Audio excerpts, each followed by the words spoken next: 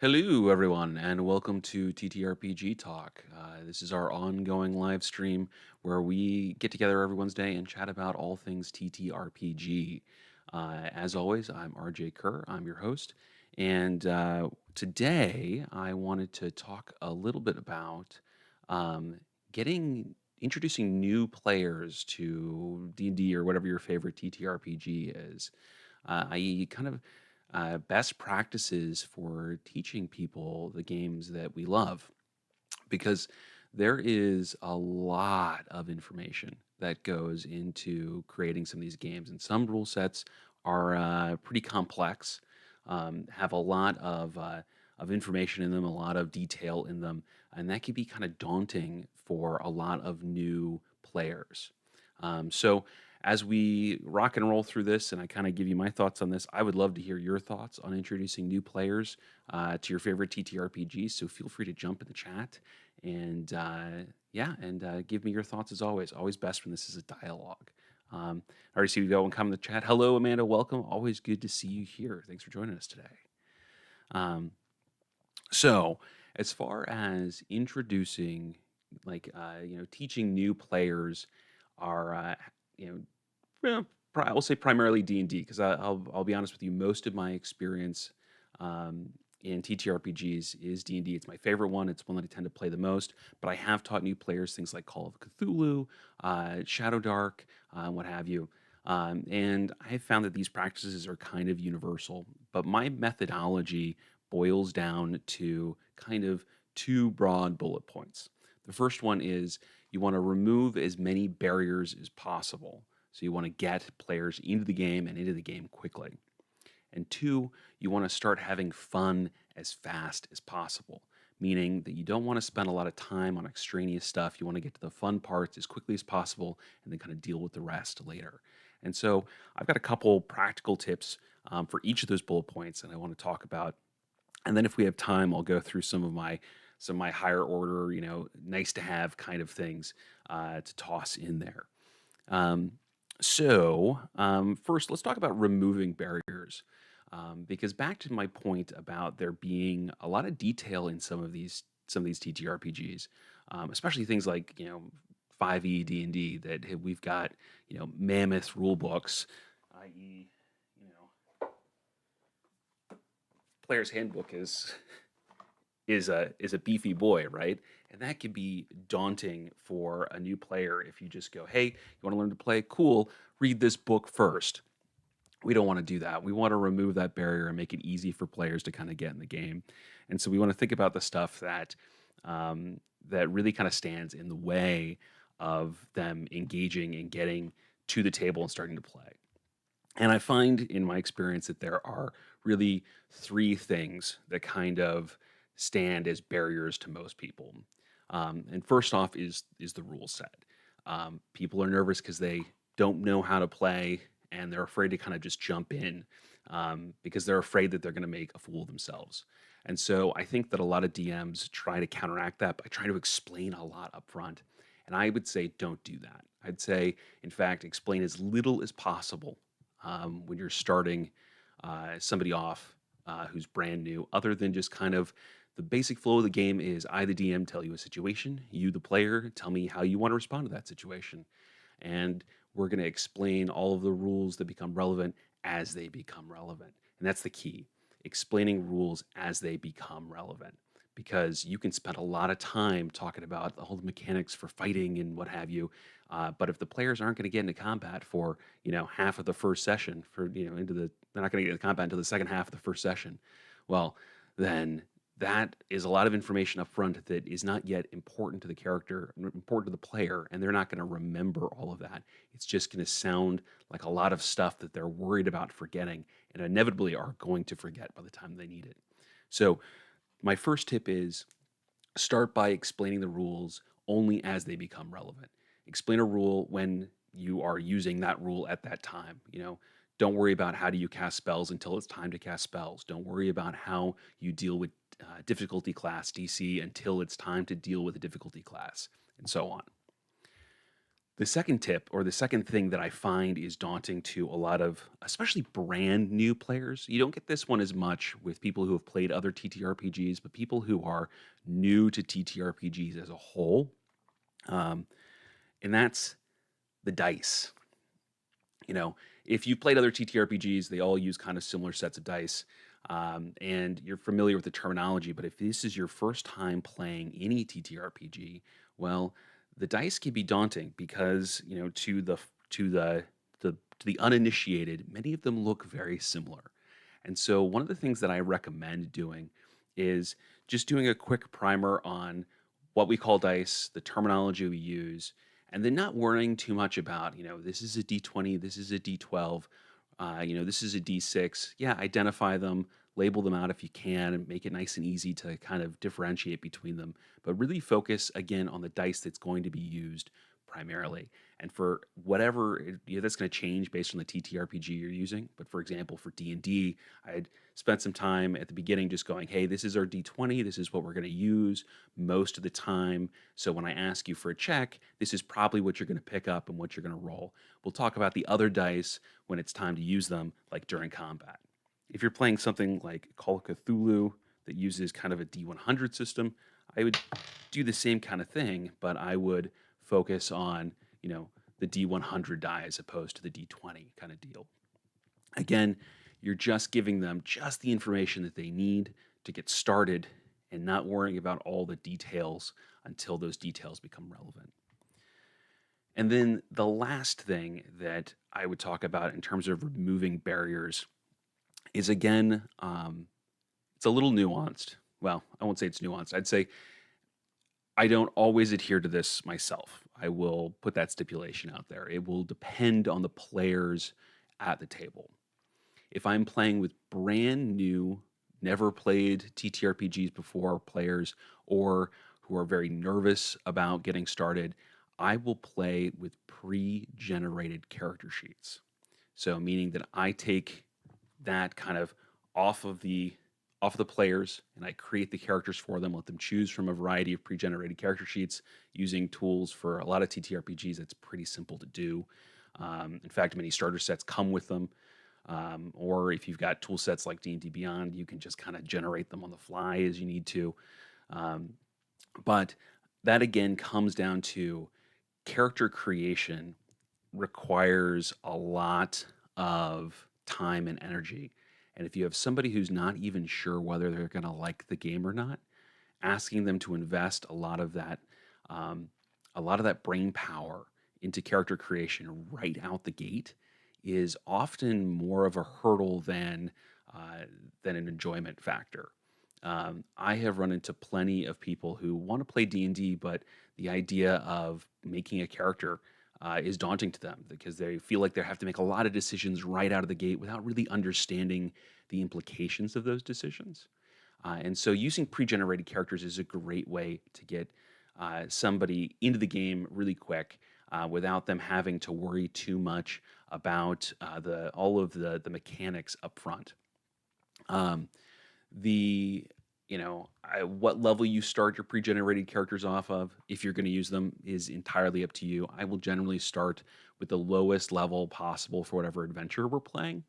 And that's typically because the less you have on that sheet, the easier it is to digest, and the less that you have to explain as you're playing through. Starting off somebody off with a high level character who has a lot of powers means that when it's time for them to decide what they're doing in combat, they've got a lot of decisions to make. Starting off with a lower level character who can do a few things, well, maybe we decide between two or three things or one or two things. It makes it much, much simpler.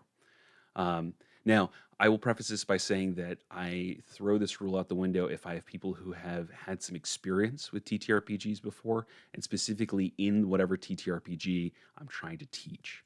Looks like we got a couple comments here. Um, I would sub in characters the new players create once they get accustomed and want to continue playing. And you can sub out the pre-gen with a new character. That's from Jonathan. And absolutely, 100% you can do that. In fact, I've done it myself. It's a great way to approach this. Again, you're just looking to remove that barrier. And then once they get comfortable, absolutely, toss that stuff in there. Great. It's a great thing to do. Amanda says, "My question: What would you do to get a new player to interact with the world?"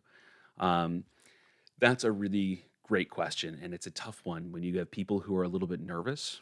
And that's I try to give them options instead of just going, um, okay, you find yourself in a tavern and narrating the scene and what have you, and they go, "What do you want to do?" Um, I will, if I'm finding that a character is nervous about interacting, they're not sure what to do, I will make suggestions of, do you want to go talk to the barkeep? Do you want to join a card game? Do you want to listen around for some rumors and gossip? And give them two or three options that they might want to do. One of my favorite sayings for this kind of thing, and I've probably said it before on this channel, is infinite choice is the same thing as no choice at all. And so you get, when you kind of lay out an infinite number of choices for some folks, they get kind of locked up. They're not sure exactly what it is they want to do. Now, experienced players intuitively narrow those choices down to two or three or four or five, six things, but it's a smaller subset. It makes it easier for them to deal with.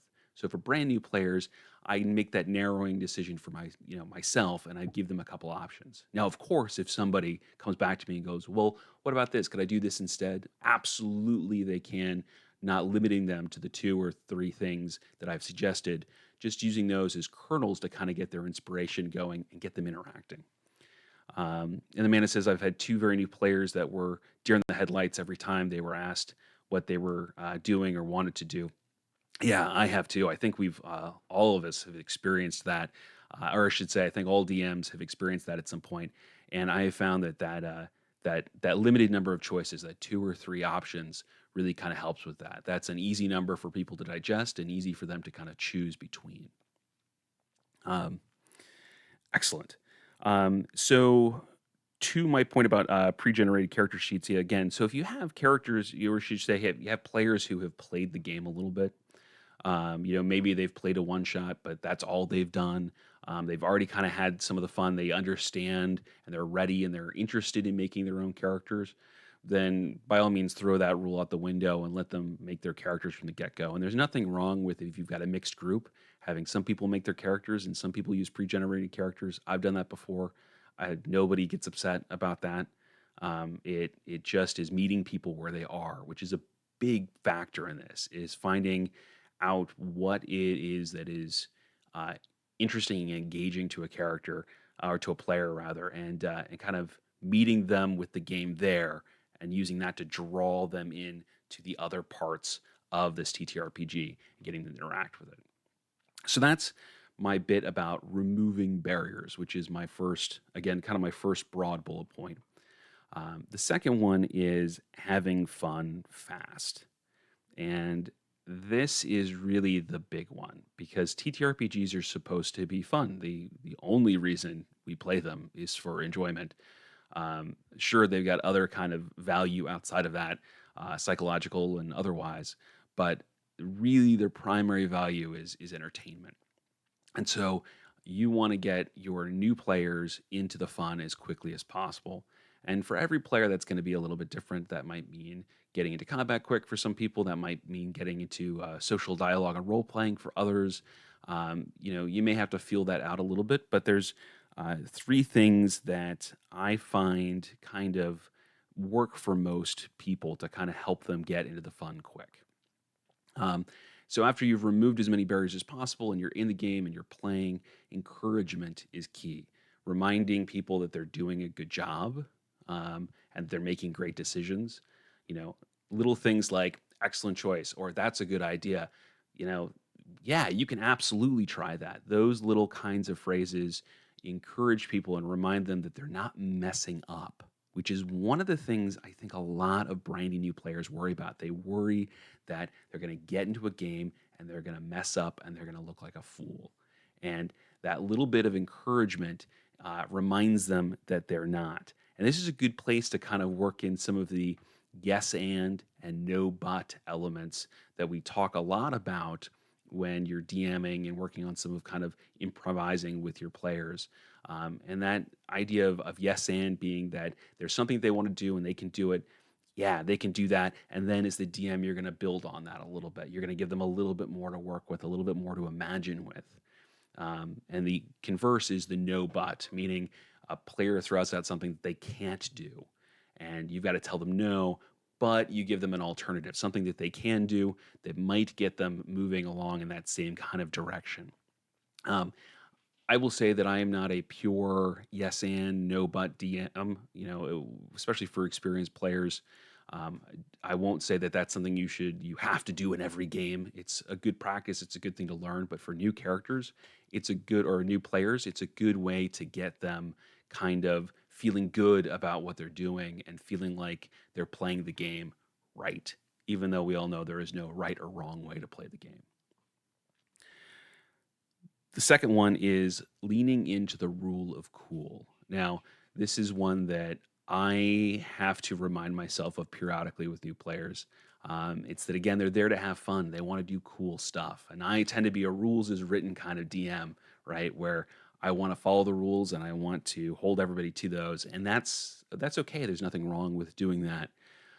But the same token, when you've got people who are playing the game for the first time and they're kind of experimenting, getting a little looser with that, letting some of the rule of cool stuff kind of fly is okay. You're not necessarily married to it. You don't have to do world bending, things. You don't have to let them rewrite the laws of physics if you don't want. But letting them do things that you might otherwise go, I don't know if you could really do that. Because it's a cool thing, it's an exciting thing, and it gets the people at the table excited. There's nothing wrong with doing that. So I'd say especially for new players, leaning into that rule of cool a little bit is absolutely, absolutely worthwhile. Um, Third bullet point on that one there, or my third little get into the fun fast, is actually more about game structure. And a lot of folks will introduce new players to their favorite TTRPGs with a one shot. And it makes sense, right? Hey, we're going to do one kind of session that's going to get everybody together. Uh, and we're gonna, we just have to sit down and play one time, and we're gonna get through a whole story arc, and we're gonna experience a full adventure. That seems like a logical kind of thing to do. And I won't say that it's wrong because it's not wrong, but I would encourage you instead to run a double shot, so a two-session game in which, um, excuse me, a two-session game in which the characters will level up in between. And the reason that I encourage this is that one, it gets them into the format of it being a continuing story. And so you have, two sessions. Everybody can kind of commit to two sessions of something. Um, and so it's not a super extended period of time, but at the same time, it reminds them that it's not just kind of a one and done game. You play a session and that story continues.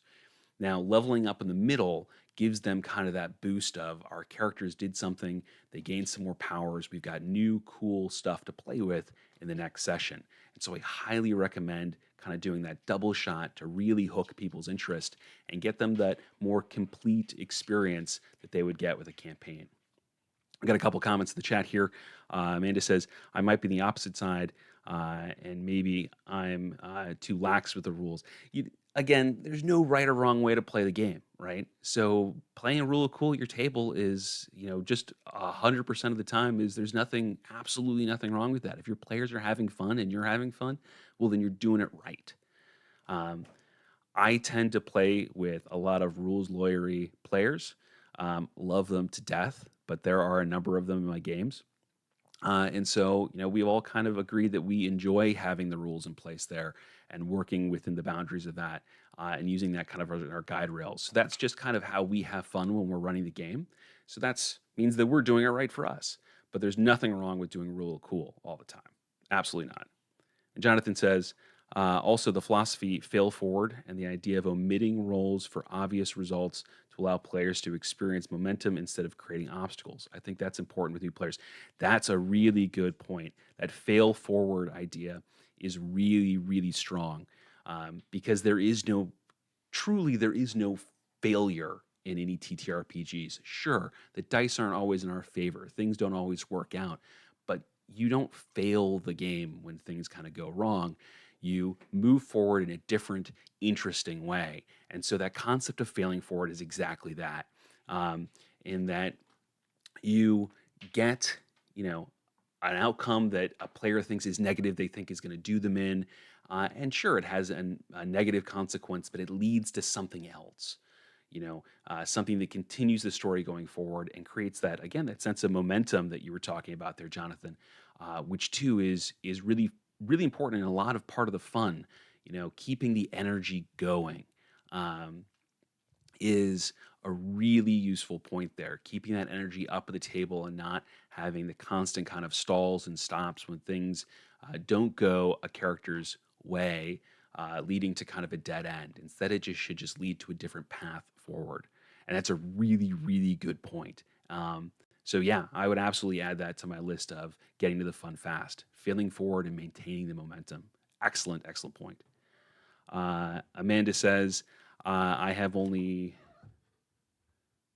Um, sorry, I've got a pop-up window that came up over Amanda's comment. What did Amanda say? Amanda says, I have only one rules lawyer that keeps me in check, LOL. Um, yeah. You know what? Then that's okay too. Having a mix of folks at the gaming table helps keep it fun and exciting.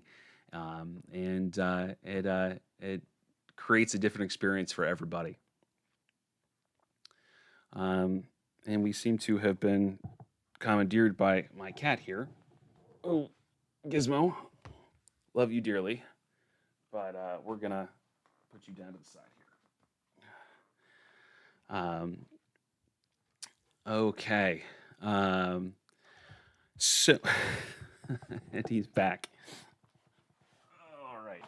Um, all right. So we're getting close to our end of our time here. And so I want to talk about just kind of a last bullet point topic here. And that is that um, it is worth keeping an eye on the energy of the table, um, and what I'll call keeping track of the vibe. Um, not every player, is ready to play for a 4-hour session when they first start out or a 2-hour session. Um, Keeping that energy, that player energy, kind of in mind and watching how they're doing is really important, especially if you're playing with kids for the first time. I have found playing with like my young nieces and nephews that I would have thought a 90-minute game would be way too short, but at about the 90-minute mark, they are uh, they're ready to be done. Their interest has shifted, and they are ready to move on to kind of the next thing. Whereas with some of my adult players, they'll go 2, 3, 4 hours in their first session because they're caught up in the momentum and the energy. They just may need some breaks. And so, kind of keeping an eye on how the energy of the table is going is an important skill to kind of pick up. So knowing that when the energy's flagging a little bit, but people are still interested in continuing on, then that's a good time to call a break, take 5, 10 minutes, let everybody get refreshed, fill their drinks, have some snacks, that kind of stuff. Um, but if you're getting to a point where the energy is really kind of trending downward overall, knowing that that's a good time to start looking for a cliffhanger and call the session, even if it's earlier than you planned, because it's better to end on a high note with people having a good time and then leaving wanting more than it is to kind of wear the party down and get your new players to the point where it became kind of an exhausting ordeal where they had a good time overall, but they were so spent afterwards. You want them to leave feeling energized, not leave feeling drained. Um, so those are my tips for working with new players in whatever TTRPG you like to play, whether that's D&D or Call of Cthulhu or Shadow Dark or anything else. Um, those are my best practices. Again, I would love to hear your thoughts. So if you've got some more as you're listening to this later or watching this later, feel free to toss them in the chat. I love to hear these new ideas. Thank you so much for joining me today. We will not be picking up next Wednesday for this since it is Christmas. We're going to take that day off. But we will have our regular Monday stream next week. So I hope that you'll come join me to continue building out our ongoing campaign in Let's Write an Adventure on the 23rd of December, if you're watching this in real time. As always, thank you so much for being here. I love getting to spend this time with everybody and just kind of hang out and chat TTRPGs. So thanks for joining me, and I will see you next time.